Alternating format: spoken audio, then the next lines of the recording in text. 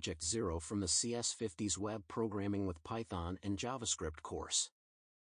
This project consists of 3 pages, the first for regular search, the second for searching images, and the third for advanced search.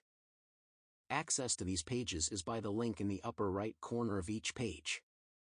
In the regular search, the search is performed by typing the text you are looking for in the text area and is started by pressing the Google search button.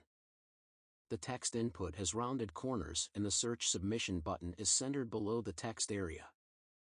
On the regular search page, we find the I'm Feeling Lucky button that will take you to the first page found in the search. On the image search page, the search is analogous to the normal search. The text must be typed in the text area and the search button clicked.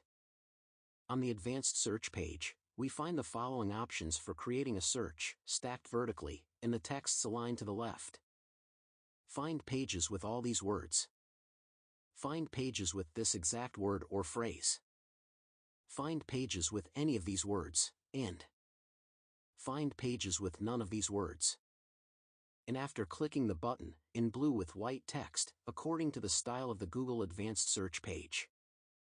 And after clicking this button, we will see the search types displayed in the text input area of the results page.